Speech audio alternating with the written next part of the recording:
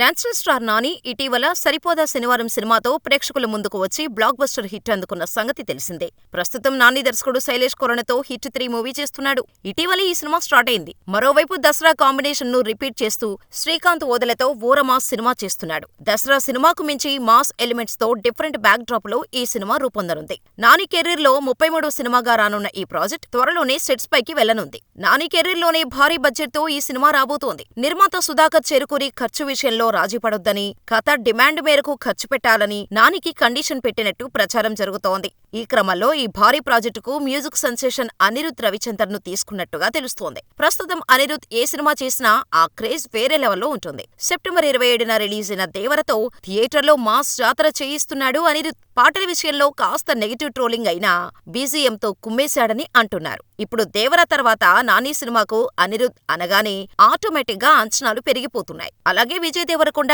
గౌతమ్ తిన్ననూరి సినిమాకు కూడా అనిరుద్ మ్యూజిక్ అందిస్తున్నాడు. ఇప్పుడు నాని, శ్రీకాంత్ ఓదెల సినిమా కూడా దాదాపు ఓకే అయినట్టుగా సమాచారం. ఇదే నిజమైతే ఈసారి నాని దసరా, సరిపోదా శనివారం సినిమాలకు మించిన మాస్ తాండవం చేయటం గ్యారంటీ.